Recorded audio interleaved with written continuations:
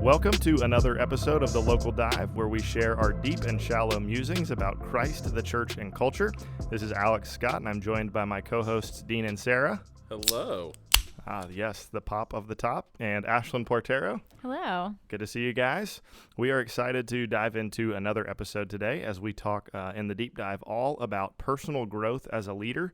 So as we lead in the local church and have the opportunity and experience to walk alongside of leaders all throughout the city of Tallahassee and really around the country, we're excited to dive into what it looks like to be a leader, but also to grow personally in that as you kind of struggle with leading and learning in the midst of those two things. And so we'll be diving in to that topic shortly. But before we do, we'll ease our way into the shallow end.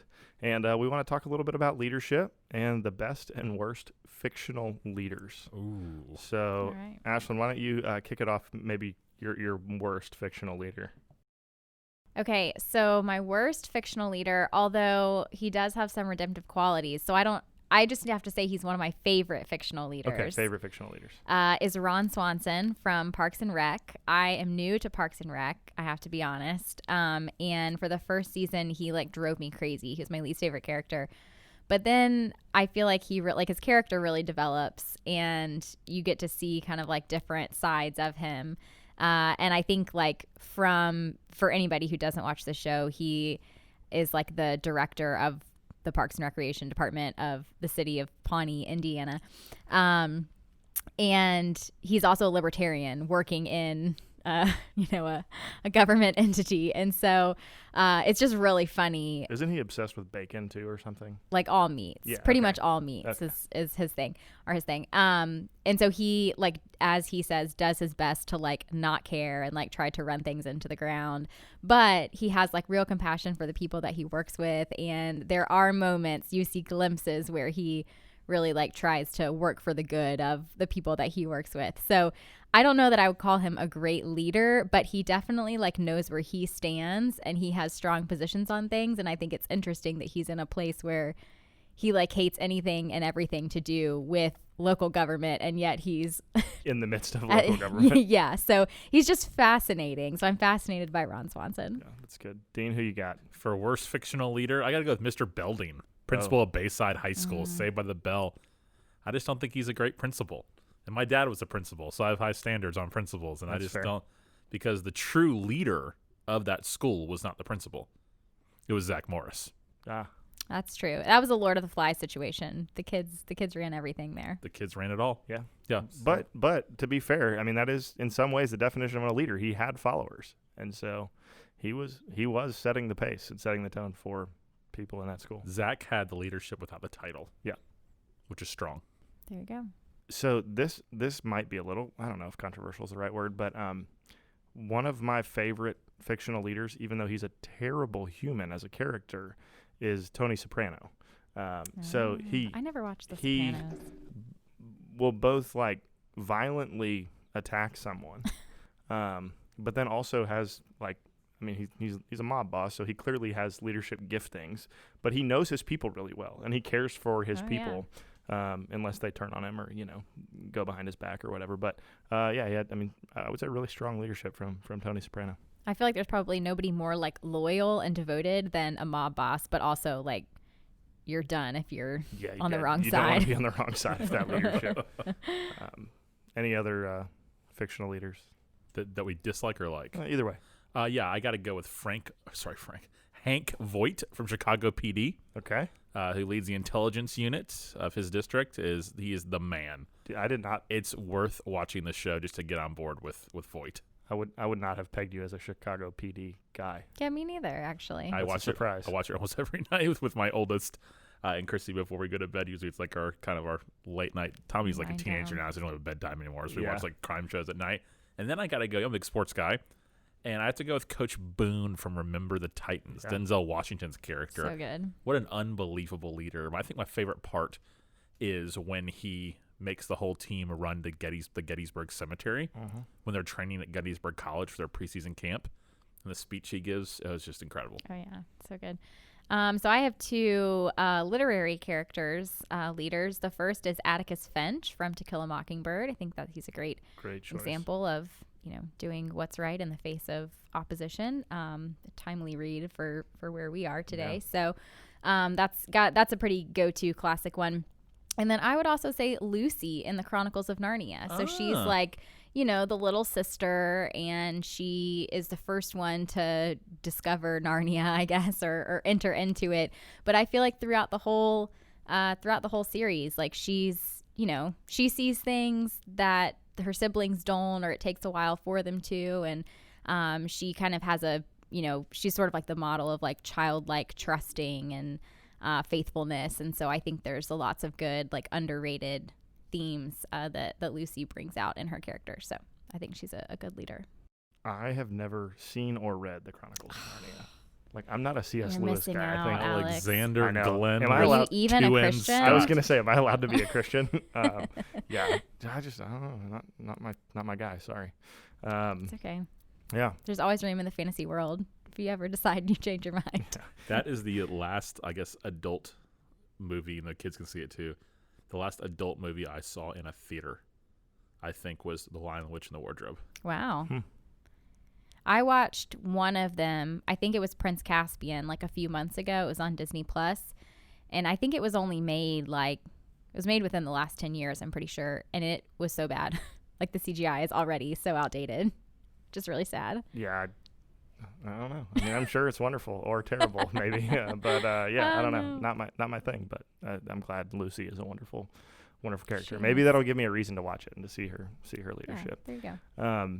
So yeah, we'll transition into the deep dive and talk about personal growth as a leader. And one of the things that, as we were kind of preparing for this episode, that we mentioned was there's theoretical sort of how to lead, in terms of books and articles and resources, and then there's real life experience that at some point, like, you just have to start to lead people. And so how do you balance both the theoretical with the real life experience, and maybe where do those sometimes get out of balance? I'm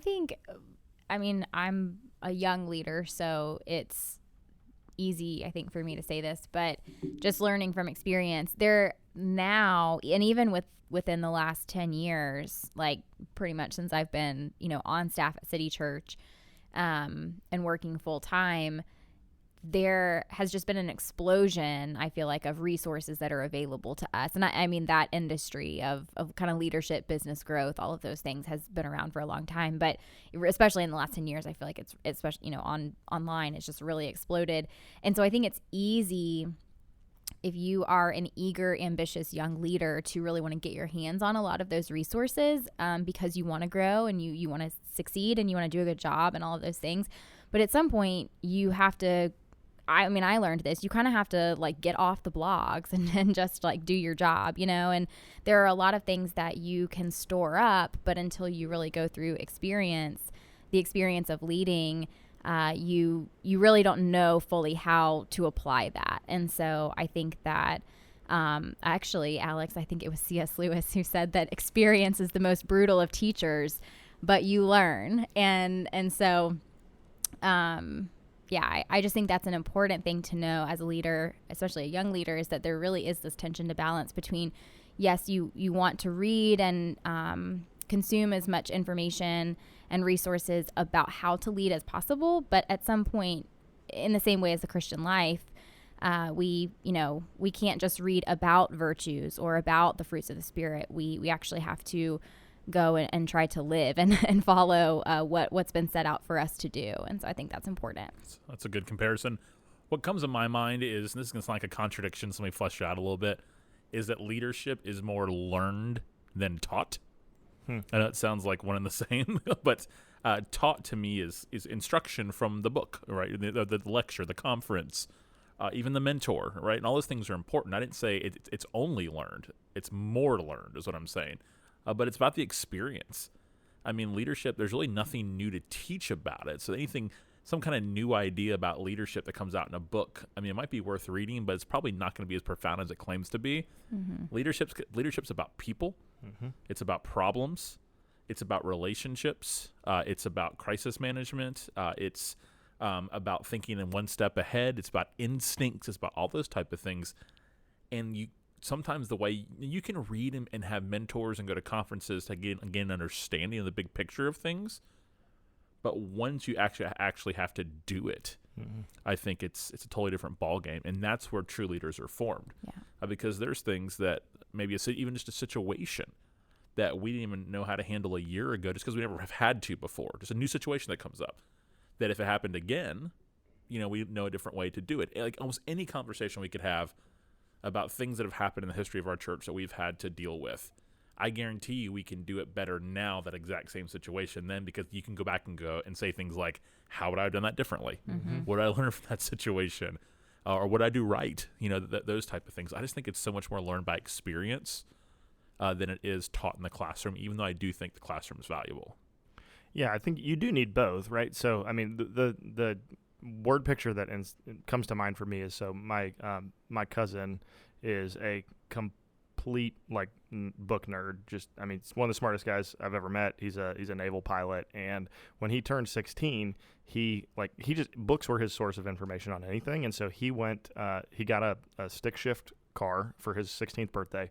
He had no idea how to drive stick shift, so he went to the library and got a book on how to drive stick shift. Now, this is like a pre-internet world, but he tried to learn how to drive a car from a book. I mean, the education, it's helpful, but at some point you got to get in the driver's seat, you got to push the clutch and shift, I can't drive stick shift, so I don't really know what all's going on down there, but there's different levels and whatever they are. Conceptually, I understand it, but I can't do it. But at some point he had to get in his car and stall out a few times and learn, this is what I did wrong, or this is, I gave it too much gas, or whatever. And so I think that is true with leadership. I think the temptation too is to read something that's theoretical and then to try to apply it maybe the way that somebody wrote about it, not factoring in, Dean, like you talked about, people and relationships. And so what maybe works in one situation may not work with somebody else, because you see the world in a very maybe black and white way, and they don't see it the same way. And so you're trying to kind of lead them the way that you would lead yourself.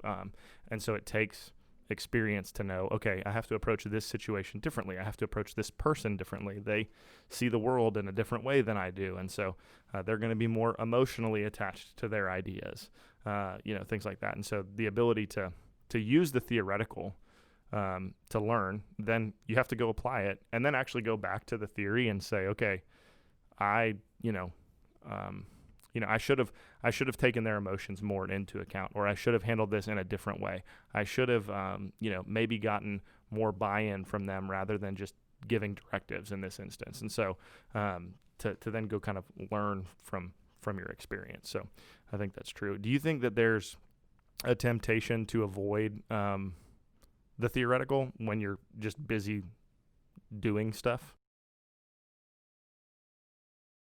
Yeah, I mean, we can all get caught up in the day-to-day. And so I think that sometimes, I guess it depends on what you mean by the theoretical. But, two things. One, I think you could easily get caught up in this is how I see things or how I want to do things. And, it's sort of my leadership philosophy and nobody else's. And so there could be forgetting that there are larger principles that generally apply for a lot of people. And if we distort those, or we use too many of our own experiences to stake our claims on, or whatever it is, then yes, I think that could be one way that you move too into the experience or the day-to-day. I also think it's easy to get just locked into the day-to-day and forget the big picture. And so those are things as leaders too that we sort of have to balance the tension of, what do we have our hands on? What are we thinking about? What are, as Dean said, what's coming up, trying to stay ahead, but also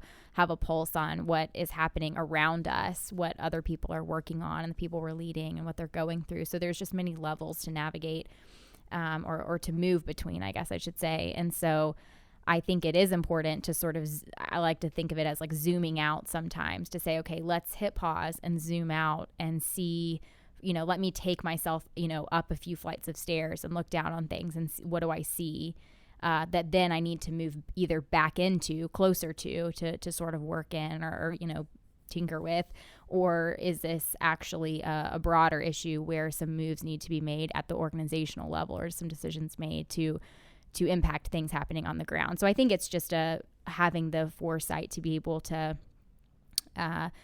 really, I guess, predict maybe what those issues are going to be. And if that's not the case, then at least the flexibility to sort of move between those different levels, which is really hard. I mean, I like the big picture way more than I like the day-to-day minutia. And so it's really hard for me to sometimes balance those things because I just want to live at the higher level. But that's not always what the need is. And so you just have to be a little flexible there, I guess. Yeah, and I think it gives yourself the space to be able to do that, and to have time to actually pause and do what you said from the higher stairs up and look down, go down a few steps. I think it's one of those things where it's so easy to be leading that you can neglect working on leading. Because there's things to do, right? So that chance to be able to actually call time out and really do those things is just so critical. I don't remember who said it, but somebody posted a while back that part of leadership is giving yourself a chance to do nothing sometimes, but look out the window and think, because you have to be able to think. You have to give yourself time to really process and think, and also to keep it together. It's okay to have a little bit of a freak out or meltdown or just a vent session with maybe a small group of trusted leaders, but the rest of the people you're leading can't really see you do that. That's not being inauthentic. That's just having calmness to chaos. Because any kind of organization is going to have some organized chaos to it. So I think that ability to keep perspective and also have this free space to have a couple of people, you and the three of us will, sit down and be like, oh my gosh, I just need to vent for a second or cry for a second or just share for a second, but that's not the same thing we're going to do at a staff meeting. Yeah. I think, Ashlyn, the word that came to mind when you were talking was just the ability to detach from kind of the situation that you're in and That's look good. at it, Yeah. with kind of clear eyes and clarity, and sort of remove even yourself in some way from that situation and just say, okay, what is actually going on? What are the things that are going well? What are the things that need to be adjusted? Is that, at a kind of very small level, or is that a bigger organizational level? And then the ability to kind of come back in and based on what you saw from that detachment to be able to then go and apply that to see leadership kind of influence happen in the moment. As we think about too, Ashlyn, you mentioned the sort of I'll just call it the leadership industry, and there's books and conferences and blogs and all sorts of stuff. But I think for Christians, there's a tension between I'll just say servant leadership that Jesus models in the scriptures, and also in leadership just at large. And so how do we as Christians and the people listening, whether they lead at a high level in an organization or they lead in their family, maybe they lead their children, or they lead in a small business or a small team at school or something like that. Everybody listening is leading at least themselves, if not some other small team or large team. How do we balance the wisdom that the world gives us in leadership with the wisdom that the scriptures give us in how to lead, and to do that in a way that honors and glorifies Christ? I think two things quickly come to mind. And the first one is that the bottom line is not the goal, when it comes to the kingdom of God. There's a bigger picture, and it's the glory of God, God's mission, not just the success of the day. The success of the day can be helpful in that, but for us, the means matter too, not just the end. And also the second thing is that for a non-secular understanding of leadership is people are never disposable. I'm not saying that every secular organization thinks people are disposable. I'm not saying that at all. You'll see leadership books written by non-believers that really focus on relationships and people and those type of things. Yep. But people aren't disposable, and that's what makes kind of church leadership a little different than the rest of the world leadership, is that we just can't be bottom line with staff. It just can't be deadline, do this. We're in ministry, right? So these people aren't just fellow coworkers; they're also church members, right? It just makes it kind of unique. But for those who aren't in church leadership, I think it's that the means matter for us.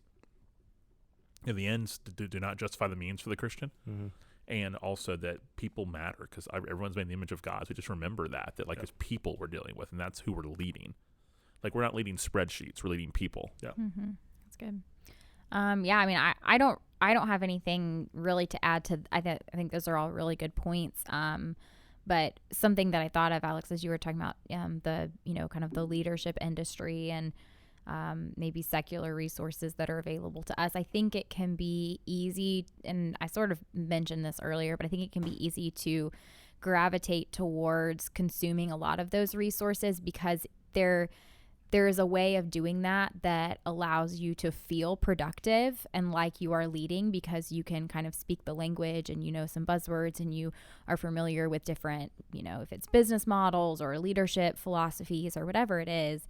But at the end of the day, and almost, sort of Dean's point kind of raises the bar for Christian leaders, I think, that you are not just trying to apply information that you've read, but you are actually trying to lead and shepherd people.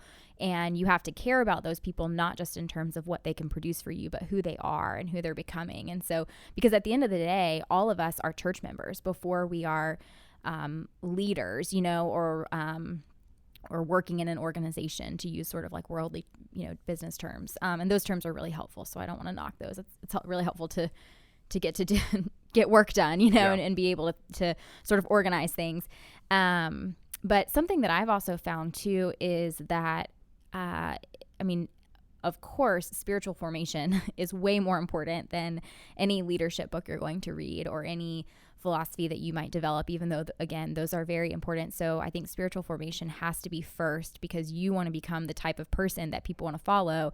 And our model for that is Jesus. And so if I'm not being made into Christ-likeness, I'm really not, doing what I'm supposed to be doing, what I'm here on this earth to do. That's way more important than the work that I do, the day in and day out work. But I also think to take the pressure off of some people, if you feel like, you're overwhelmed by consuming a lot of what the leadership industry has to offer, sometimes the best thing for me, I found, is like to go take a nap or, or read a fiction book or something. And I don't just mean in the sense of like taking a break, but I actually mean forming you. Sometimes the best thing is just to let yourself be formed as a person, because as a leader, if we look at great leaders throughout history, we're also looking at they're just different people. It's like, man, it's not just, wow, they approached that problem in a really insightful way. They were able to do that because of kind of the way their mind works and the way they see things, and they're a different kind of thinker. And so that all, to me, suggests that you're trying to be, formed into this whole person who has a different perspective than other people have. And sometimes that is not only accomplished just by reading great books.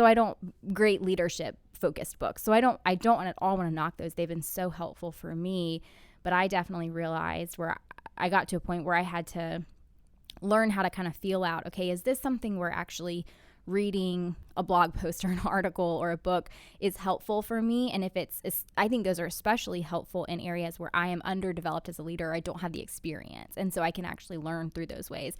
Other times I just need to focus on addressing whatever, internal issue I'm facing at the moment. And sometimes that might be just a different way of doing things. Yeah. Yeah. When I think about that too, that the reality is like the wisdom of the world, if it's truly wisdom, is God's wisdom. So it like the principles that are in those books and those blog posts and those articles, and like if it's something that is in line with the scriptures, like no reason we shouldn't use it.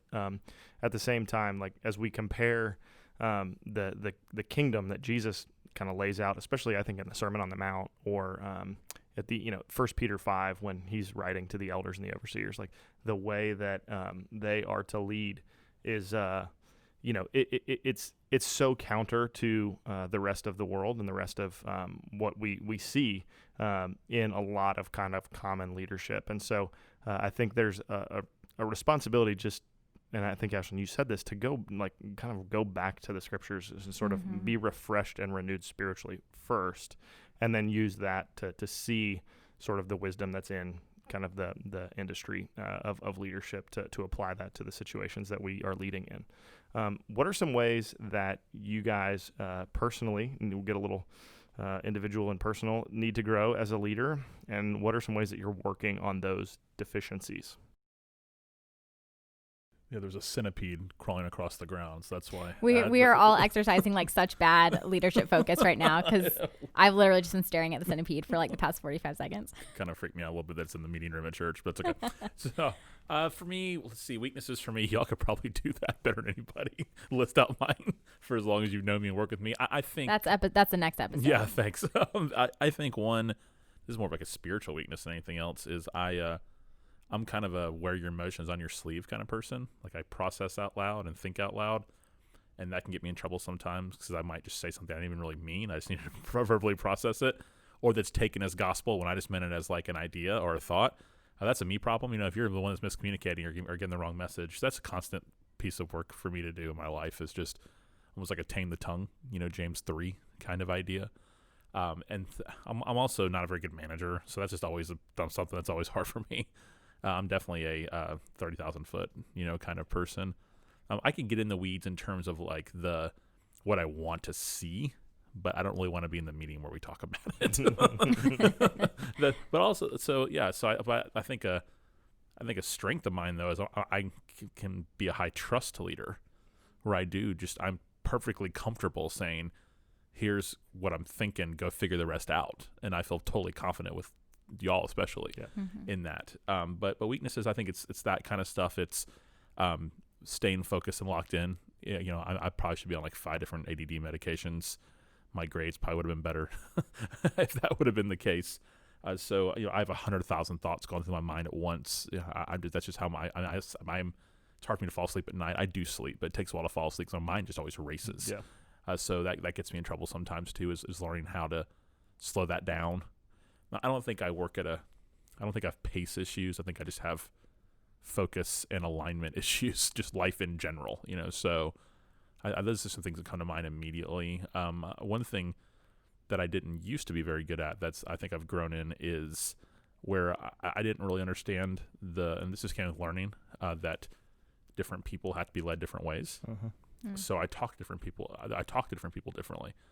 I use the word differently twice in 4 words, but also like I know when to push a little harder, when to wait, or when just to let someone tell me later, or who needs to talk to me right now, I know in a person that they're going to be fine in an hour, they just need to get over it, or somebody who's going to wear it for 5 days, I need to nip in the bud, or somebody maybe is just more sensitive, God just made them that way, or someone's more cut and dry, just wants the facts, and so I've had to learn that like you have to talk to people differently in leadership. I don't think I did that very well the first.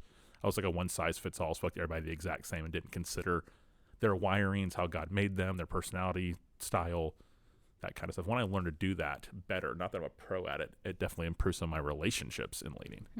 Yeah, I was gonna echo that for me. I think, and it's still something that I struggle with, just because I just see the world the way that I see the world, and so I have a really hard time kind of grasping that somebody could see that differently. And so, for me in my just kind of, I guess you could say, default wiring, hierarchical top-down leadership makes a lot of sense. So I'm not, if somebody that's above me tells me to jump, I'm not asking 27 qualifying questions. I'm just going to jump, because they're my boss and they told me to. And that probably stems from the fact that like my grandfather ran a factory and I started working for him as a kid, and he was like, sweep the floor. Like it wasn't like, well, I think I'd be better expressing my gifts by doing whatever. It was just like, no, he's paying me to sweep the floor. You go sweep the floor. And so, but like so many people don't work that way. And so that's a struggle for me, is to remind myself that people see the world differently.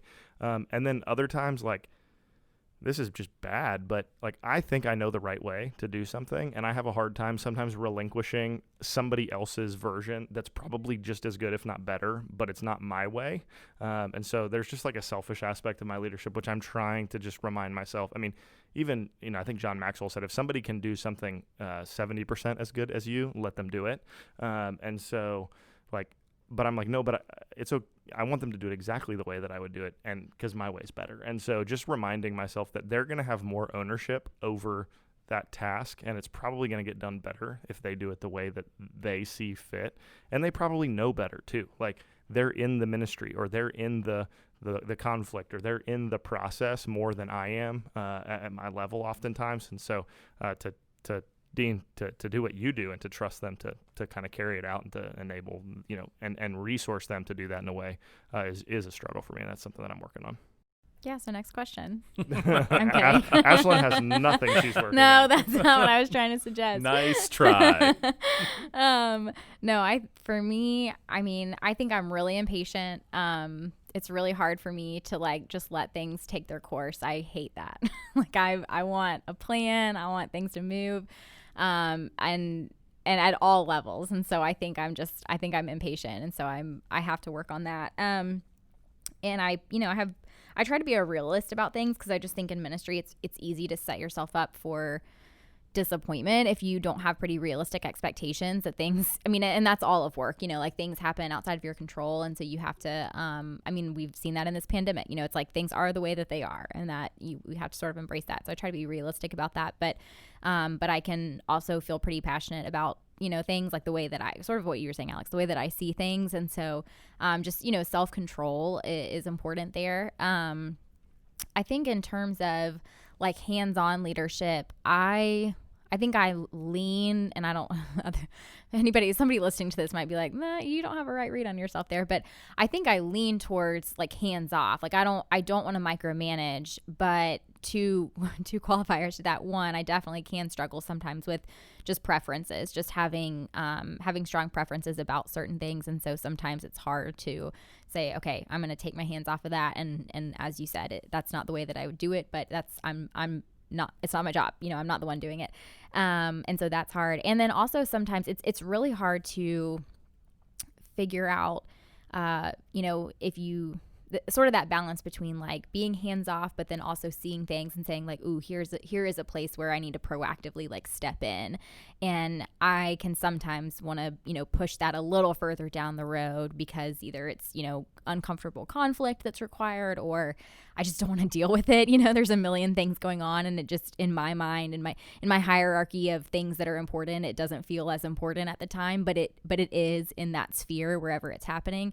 And so that can just be hard too, knowing when to step in. And I think in the past, I think I've been off on things like that and sort of let things go longer than I should have, when it would have been much easier to just have one difficult conversation than one really long, multi-layered things piled on, conversation. Mm-hmm. And so just continuing to try to like intuit that better. And I know no one is going to ever get that perfectly all the time, but just developing it. Leadership is humbling because I think you realize, like, you go into it thinking, I have great instincts about everything, and then it's like, ooh, no, I don't. Yeah, it's really good at exposing your flaws. 100%. Yeah, I think too, one of the things that I've been working on for a long time, and I still don't really feel like I'm very good at it, is like, I assume that if you don't tell me something is bad, then you're good. And I'm in that camp. That's real. Like, sometimes that might be true, but a lot of times people are either afraid to tell you how they feel because maybe it directly is, as a result of something that you haven't done for them or that they need from you, or it's just that like they're just, for whatever reason, kind of hesitant to bring it up, or they're cautious to bring it up because they don't like conflict or whatever. Right. And so I kind of have this tendency sometimes to just be like, oh, they're good. They didn't say anything was wrong. They didn't say they need anything. And so something that I've tried to do is figure out ways to ask questions to maybe lead them to where they, want to be or feel like they can express that, so that I don't just make the assumption that, oh, everything's fine because they didn't say anything, and then have these, major blow-ups because there's been stuff building up for 6 weeks or 6 months or whatever. That's just something that I'm trying to continue to grow in because it's just can be really frustrating when.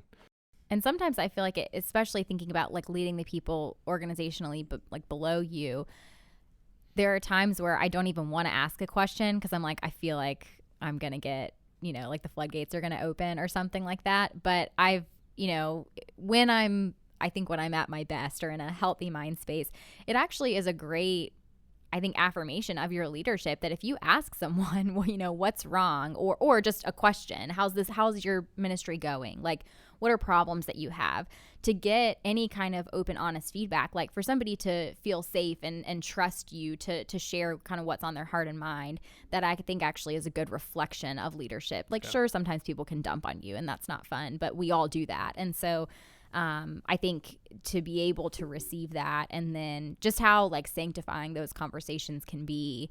I found that like if I can have the maturity to sort of flip my mindset around that, then I think a lot of good can come from those conversations, even though they're not fun. Yeah. Yeah, and I'm one of those kind of people that I don't like people being mad at me, and I like there to be peace, and I don't like anybody, being upset about stuff, so I get a little. You're a fixer. Yeah. Like emotionally and relationally. I mean that in a good way. Like you want peace. Yeah, and so I don't love conflict, at all. And sometimes you're in the first chair, conflict can be really difficult because it's just a different approach you have with somebody. They always see you as the boss, they don't want anything else. So the relational side of it can be complicated because you can be oblivious to it. You're like, what? It's just me, and we've known each other forever. And they're like, well, you're my boss, kind of thing. So that's hard. I think the best way that maybe the best leadership in my just phase of life, and the position the Lord has given me and the platform, that one of my greatest leadership things I can bring to the table is my voice. I don't mean how I sound. People tell me they get confused by our voices on this. They don't know who's who sometimes. Yeah, down a hallway, you guys could be one or the other. So this is Dean talking. But I think my voice, and not that I'm always right, not that everyone even cares what I think about something, but just I've learned that that's one of the best ways I can lead right now for our church and through this ministry and through the opportunities I've been given, is my voice on issues and on things and on truth and on the scriptures and things such as that. So to find the right way to non-obnoxiously use my voice, to lead. Yeah. Dean, so you brought up you lead from the first chair. Obviously, you're kind of the highest level leader in our organization, and Ashlyn and I sit in, what would be referred to as the second chair. So I want to spend a few minutes just talking about maybe the advantages and disadvantages of both of those positions. Dean, from your perspective, you're in the first chair, so we'll let you go first. What do you like? What's uniquely special, both good and bad, about the seat that you sit in the organization? I think it's the same answer, that it falls on my shoulders is the best part, because I get that responsibility, and then the worst part is it falls on my shoulders. That doesn't mean I'm the only one to bear it. Doesn't mean but in terms of every organization has to have a leader. So I'm the one that has to think about this thing 24 hours a day. I know others do too, but I have to. I'm ultimately responsible. And I mean, there's certain massive decisions that y'all would not make unless you asked me. Mm-hmm. And so I think that, and also the first chair, this isn't a complaint, it's just reality, can be lonely, because a lot of people just don't know what you're going through, or, they're not going to invite you to something because you're the boss, and they just maybe don't think you want to come, or they don't want you there because it'd be weird if the boss is there, just things like that. There's just that world of leadership that's just that way. But the other part of it is the influence you get to have and the opportunities you get to have to really make a difference. So I enjoy being in the role, and once, and humility wise, once you've been in the first chair, I don't know how easy it would be to go back to a different chair. It would take a lot of humility to be able to do that, and some people even try to do that, can't. It doesn't work for them. Yeah, they miss it too much, or they just can't function in it, or yeah. Ashlyn, what are some unique challenges and opportunities that I'll let you speak on behalf of both of us? Thanks, Alex. That you see in the second chair, and kind of the way that we lead. Yeah. Well, I think that there is a huge, I guess you could say it in a way, a bonus that you do get a lot of influence, and you get to be a part of a lot of decision making without, the buck doesn't stop with you, and so that's just kind of a nice place to be. I think that can be hard too, because you are still sort of, in the middle of decisions. And so that can just also be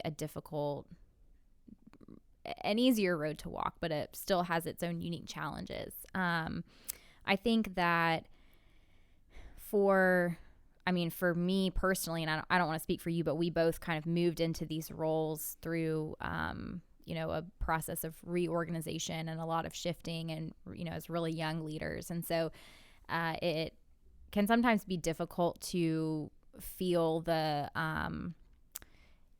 we're friends with everyone, but then, you're also the boss, or having to make decisions. That's complicated. And it's hard. Yeah. So, and I think ministry, it's certainly not the only place that this happens, but if you do have sort of more of that familial kind of informal office culture, that's really hard because you can have really strong, good relationships with people. But then at the end of the day, like when you have to make a call that somebody doesn't like, or you kind of have to, but the beauty of that is that I think at your very best, I think you can shift in and out of that without having to like be a jerk to people and be like, well, now my boss hat's on, like I don't like that. I never want it to be like somebody feels like they have two different relationships with me, it's just, but to have one, it's complicated. And so I just think that there can be some challenges there as well. Yeah. I think, I forget who I heard say this, but they likened, leading from the second chair as having almost all of the influence without any of the pressure. And so like that is an advantage. Like people look to you way before they're looking to either of us to set the tone and the pace for the organization. Like you said, your voice. But the one in the first chair is looking at you guys completely. Yeah. So the pressure comes back. I was like, I feel a lot of pressure. So I want to contest whoever said that. And I'm not saying that we don't feel pressure. Bring them on the show and we'll have some words. compared to the seat that you're in, it is just different, you know. I mean, and so it's not easy. I'm not. I don't want to make that. I mean, leading people is never easy, but and so I'm not trying to make light of it. But at the same time, like it's just different. It is just different, And at the same time, like I think leading from the second chair is also a great. It's just a great opportunity because you don't feel like I don't feel all the pressure to drive. I mean, I have a desire to drive the organization forward, but to be able to execute and to kind of come alongside what you see and what you're leading, like there's some freedom, I think, that comes in that, and that allows, I don't know, and part of this is the way that you lead, and just like you're so high trusting to us that we're not really micromanaged in that way, and that so we do have a lot of freedom and latitude to do what you've asked us to do, but it's fun. So I think sorry, go ahead. So the best part about being the second chair at our church is the unlimited access you have to me. Oh yeah, I forgot to mention that. Thank you. Moving. No. Sorry, Ashley, what were you saying? I don't remember anymore. Before my boast in the Lord there that I had, those in the Lord. I forgot.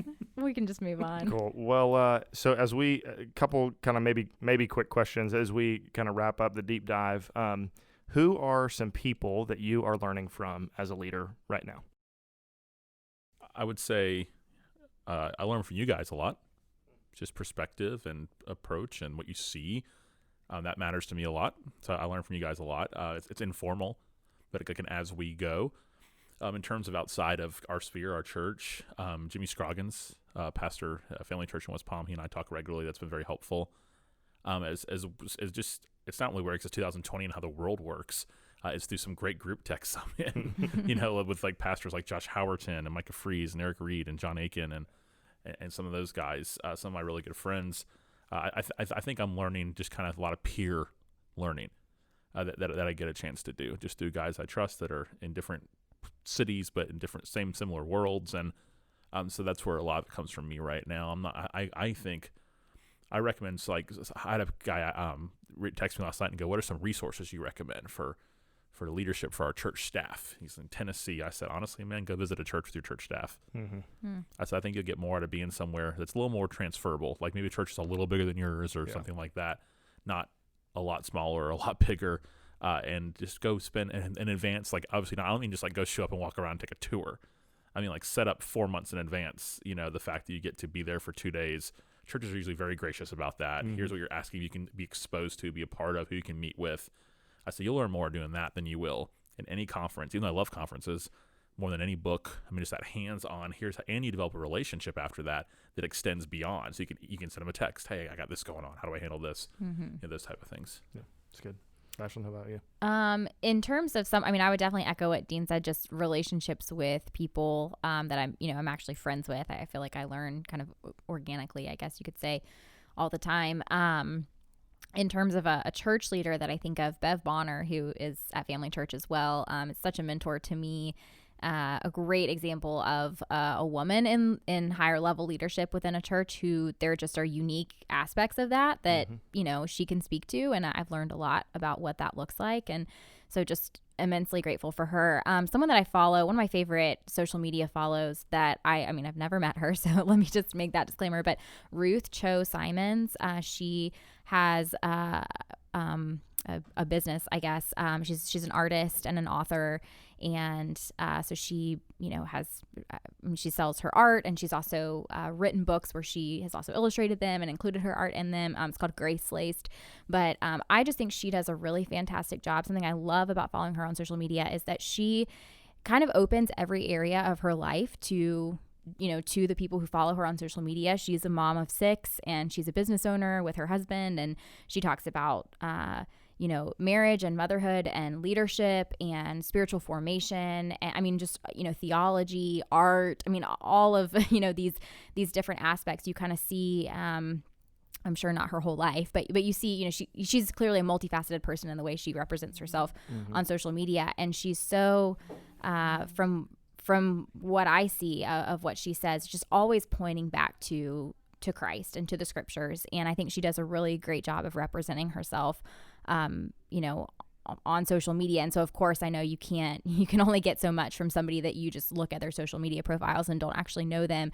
But just from listening to her on podcasts and talks and things like that, she just, I think, is a great example of, how, when I think about the best way you can represent yourself digitally, she comes to mind. And I just appreciate that she really speaks to the formation of the whole person, and also I think she does a great job of exerting her influence without pointing to herself. She's not trying to build her own kingdom. She's really trying to point people to Christ. And so I learn a lot just from, and I love her work. I love her books. I own, I think 2 of them.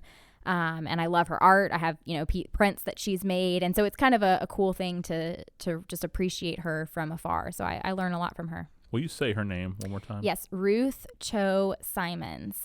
So she has her own profiles, but then Grace Laced is her company, and they have their own accounts. I think they just recently split them into those 2. Before it was all just wrapped under Grace Laced. So, but she's really, really influential woman that I appreciate and learn from. That's awesome. I think from a kind of relationship standpoint, Kevin Peck is somebody that I've learned a ton from and continue to learn from, and I'm just incredibly thankful for the relationship that I have with him. And he's lead pastor at the Austin Stone in Austin, Texas, and just really sharp, one of the sharpest kind of church leadership minds. And so learning from him a ton.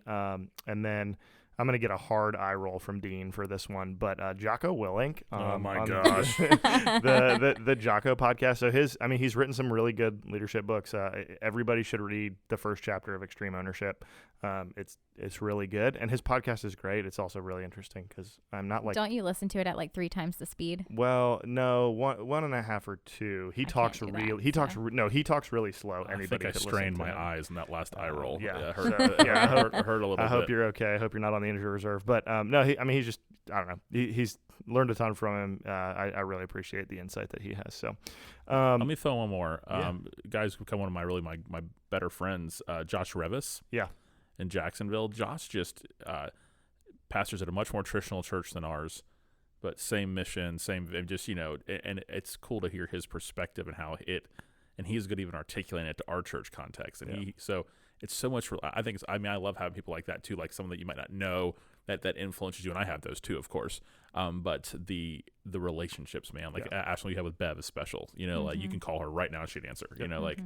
I think those relational things where you can just on the fly text somebody. Yeah, that's the most valuable. That's how you can learn how to leadership. Lessons that you'll get over the course of your career and your life. What are some last question before we switch over to the local on tap? But Dean, you mentioned kind of relationships, but what are some leadership resources, maybe books, articles, podcasts, things that you would recommend that people listen to if they have a desire to grow in their leadership? I really think the Gospel Bound podcast, it's not specifically about leadership, but it's such a wide range of things that Christians should be thinking about. And I think that's a lot of Christian leadership right now is being as well-rounded as possible in your thinking. And not that you have to be able to have an answer to every single, issue that exists, but I think we need to be people who are being introduced. It's different denominational leaders. It's A lot of people he interviews aren't even pastors; they're authors and things like that. So I just really recommend the Gospel Coalition runs it. It's called Gospel Bound. It's hosted by Colin Hansen. Yeah, Colin, who's a friend of ours, and also the briefing by Al Mohler for his really strong Christian worldview on the issues of the day. I think my voice is important in my job. So that's why. So those kind of things for me, leadership wise, are really important. And then I think Jimmy Scroggins' podcast, Church for the Rest of Us, is also really helpful in terms of more the church leadership side of things. Those are some things that come to mind immediately. I don't really have a like articles that I read regularly, consistently, so I could I like what Andy Crouch has to say about a lot of different aspects of leadership, and so anything, I mean, his book Strong and Weak is really good, and really anything he puts out I try to get my hands on or read. The Harvard Business Review has a book called Managing Yourself, and it's just short essays that are really helpful, really good for kind of self-examination and evaluating yourself and your leadership style through the lens of other people who are, very well educated. And that sounds good. It's very good. It's very interesting. So those are good. I mean, Alex, you and I are both in the I always forget the name, Strategic Leadership Community cohort. The SLC through Lifeway that Kevin Peck and Josh Patterson lead. And that's been awesome. I mean, just to get to sit kind of under their guidance and hear, I mean, I know you gave a nod to Kevin, but just to get to hear their input and how they see things, and they're very creative thinkers, and to get to network and connect with other church leaders who, I mean, all the range from ministry directors to church planters to residents to number 2 leaders like us. I mean, there's, so many people that we've gotten to kind of listen to and learn from. And so I think, and I had never really thought about that, really learning and growing in a focused community like that. It's easy to say, yeah, it's great to go to a conference with people or to have a group where you read an article and just discuss it, but to actually be in a community like that where, unfortunately we've only been able to be in person one time, but COVID. But to all get to be together with a very focused agenda and approach to leadership development, that has been, even just from that one time and then some of the video calls we've done, that type of community and that program, the way they run it, has been really awesome. Yeah, the 2 resources that I think I'll just mention here, one is Spiritual Leadership by Oswald Sanders, one of the best books on Christian leadership. Like, I think if you're a believer and you lead anything, you should read it. It's a great read, and really, really helpful, maybe to the Bible, like the best Christian leadership book. And then Seth Godin, who's, I don't know, I mean, he's like got probably 100 titles, but I love his blog. He writes a blog every day. It's just a habit that he's in, and they're sometimes only a couple sentences, and but they're really interesting, and they just help kind of form my thought and the way that I look at things, and the problem solving and things like that. So Seth's blog, I think, is actually the entire webpage. Nice. So that would be my recommendation. As we transition towards the end of this episode and focus in on the local on tap, we just want to give some local leadership shout outs. So who is leading locally in Tallahassee that you admire and appreciate? I'll give a shout out to, she's on our staff and she's a good friend of mine, but Kaylin Wells comes to mind as someone who I just think I so admire. I'm like, when I think about people that I want to be when I grow up, I think about Kaylin Wells. But just really, she's involved locally in public schools, and obviously in her role as our assistant discipleship director here on staff, and in a lot of our women's initiatives, and just the list could go on and on, but I just appreciate who she is as a person, her character. She's a very godly woman who I look up to and appreciate as a friend, and so I just think she's doing, when I think about years and years down the road, and then even on, on the other side of heaven, or on the other side of this earth, looking back to see, maybe fruit that's produced in Tallahassee, because of the way that she's served, really. She comes to mind as someone who I think is doing a lot in our city that we even have yet to see the fruit of all of that. So, but even though we do see a lot of it. That's cool. Dean, who do you got? Janelle Irwin with Hang Tough, it clearly comes to mind quickly for me. Mm-hmm. Yeah, I have to say her. Even if everyone was going to say her, I was going to say her, like, because what she's doing with families with that experience life-threatening illnesses. Yeah. And I'm just really impressed with her leadership. Someone else that comes to mind is Andrew Gay, who's our elder chair. He runs our elders meetings. He works for Grimsley, an associates CPA firm in town, but also is very involved in the Chamber of Tallahassee, very connected locally. I think he is someone who really embodies for us what it looks like to lead well in your church and lead well in the community and be really connected outside. So he has a lot of friends who aren't believers that respect him and know him, and I think that's someone who definitely comes to mind as well. And someone else that popped in my mind as we were talking about this topic today is Lisa Kelly. I call her Coach Kelly. And what I appreciate about her, a lot of things, loves the Lord, integrity, faithful to the church. But what comes to my mind with her is consistency. She has been at Florida High for a very long time, at the same place. I'm sure she could have left many times, at the same place, serving the same school that she loves, living for Christ. I knew her back at FCA camp when I was a kid, when she was a huddle leader, and she was living for Jesus then. She's living for Jesus now. She's awesome. I just have a lot of respect for her and have for a long time, and I don't know anyone in the world who dislikes her or have a negative thing to say about her. So I just appreciate just the consistency of leading in a school like she has for so long at Florida High, and her name just popped in my mind because when I just think of like really people who are leading, I'm not even thinking like the big huge positions in town like the mayor, that kind of thing. I'm thinking like people who are faithfully leading consistently where they are, and those are someone like Janelle, who's got the really big picture, huge ministry kind of thing, and then someone like Lisa who's just consistently faithfully hitting singles, And those are some names that come to mind. That's good. The person that came to mind for me is not a City Church member, but connected to many, and it's Callan Stringer, who is a foster family support specialist with Big Bend Community-Based Care. And so when Melissa and I got licensed, she led our class, and her and that team continue to set, I think, record numbers of recruiting families and folks to foster. And so last year she had a goal to license 100 families in the year of 2019 to come alongside the work and open their homes to foster children. And so they, I think, had 112 or something last year. And so she, and there's a whole host of people on the Big Bend Community-Based Care team that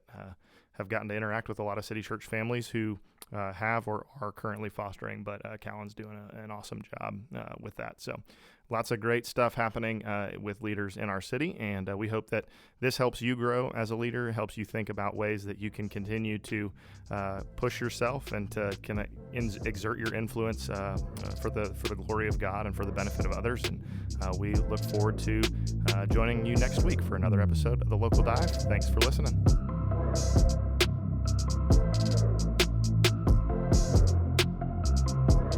Thanks for listening to The Local Dive, a podcast diving into deep and shallow musings about Christ, the church, and culture. Don't forget to subscribe and leave a review wherever you listen to podcasts. You can follow The Local Dive on social media and continue the conversation with us on Instagram and Twitter at The Local Dive Pod.